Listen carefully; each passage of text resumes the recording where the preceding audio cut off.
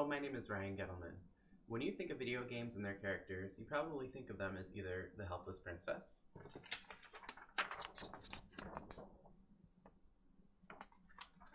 the woman whose clothes are barely there,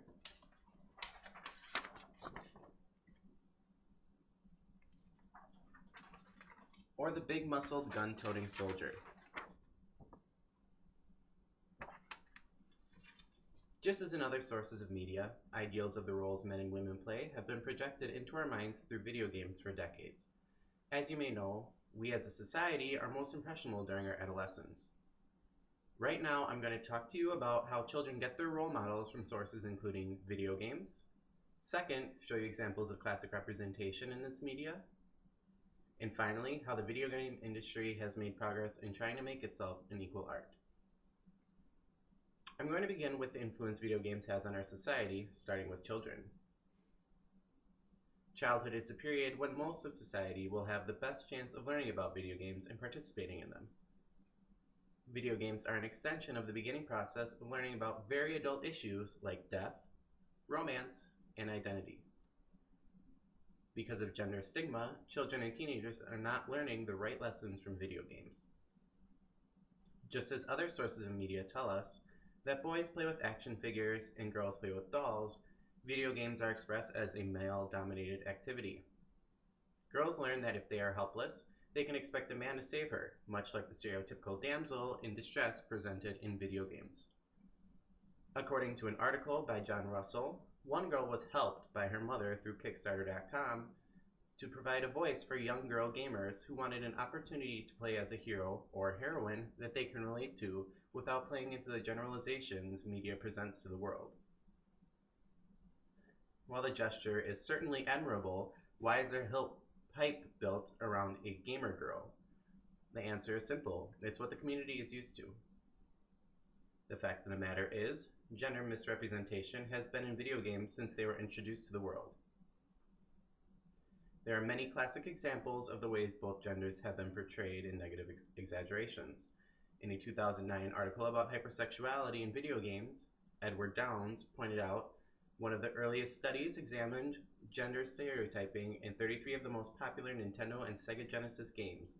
The results revealed that almost half of the games were devoid of female characters. Hypersexuality can mean the obvious: a scantily clad woman,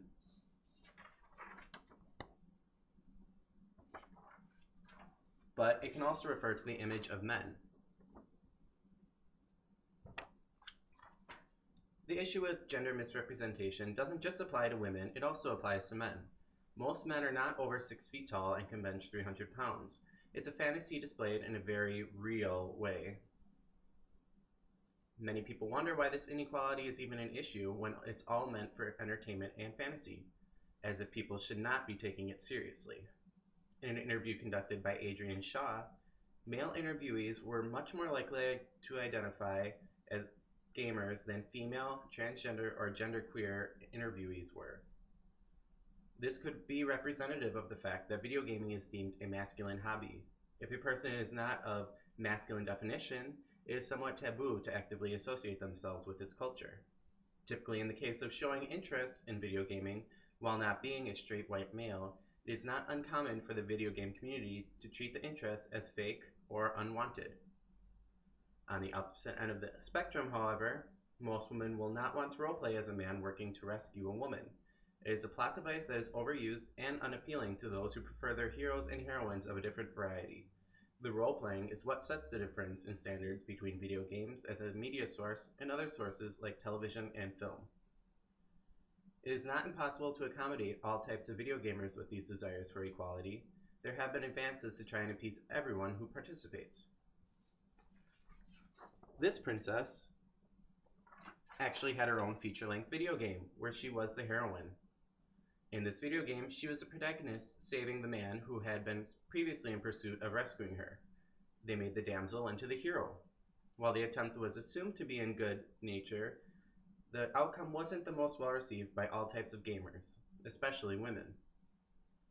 Most of the video games related to this genre involve power-ups or magic that they can use to get past obstacles such as fireballs or flying. The princess here did get these powers, but they were related to her emotions, suggesting that a woman's moods, amplified, could provide her powers where her anger starts fires or her sadness produces seas of tears. The best way the video game industry has embraced all diversity in video gaming is by offering new role options for gamers. In an interview with Rhianna Pratchett, writer for the newest Tomb Raider game, she said that there's a need for more female protagonists, but there's a need for characters of different ethnicities, ages, sexual orientation, ability, etc. In the case of Tomb Raider, the heroine Lara Croft here went through a big change from where she was when the series began. As you can see in this picture, on the left, this is what she looks like now after debate over gender representation. And on the right, this is what she looks like back in 1996. Besides changing the look of characters to be less sexualized, the other change developers have made is to the types of characters available themselves. In two of the biggest video game franchises, an option has just been added to allow female characters to be playable by anyone.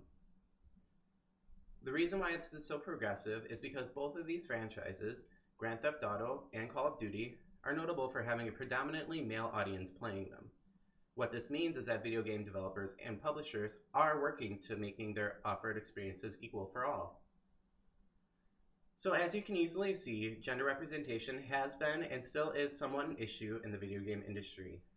We went over the importance of the influence video games has on children and teenagers, talked about the ways gender has been portrayed negatively in the past, and even looked at examples of the advances in inequality that have been made recently.